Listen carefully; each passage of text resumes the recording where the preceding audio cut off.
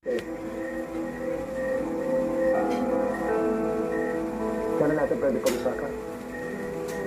Kayo po, kung available kayo bukas, pwede niyo po puntahan sa lugar ko para makita niya. That sounds good. Very good. Kampante na ako. Dahil magiging maganda ang kinabukasan ng ating negosyo at ang mga pamilya natin.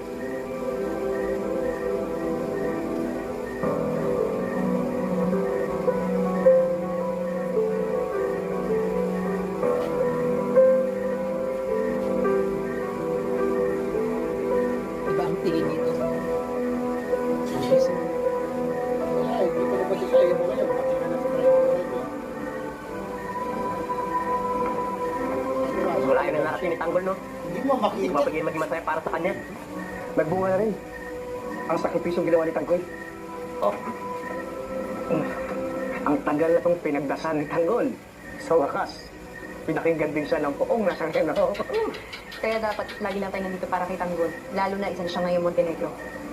all pang hinihintay natin. Isang kampay para kay Tanggol Montenegro. Tanggol!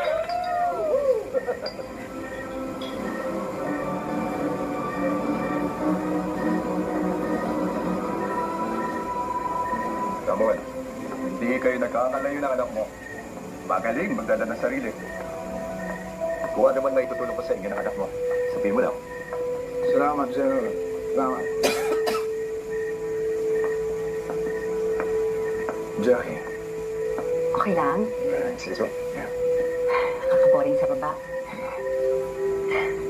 Cheers. Cheers. Kasi nakita mo ng totoo mong anak. Wala ka para sa'yo. Kala ko nga, hindi ko na siya makikita uli.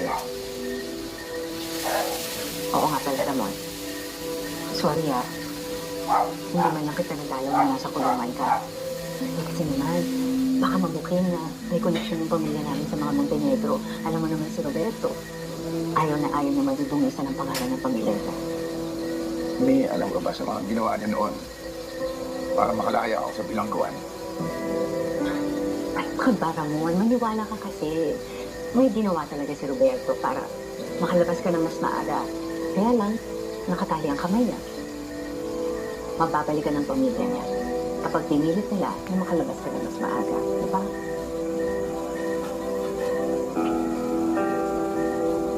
Ako na lang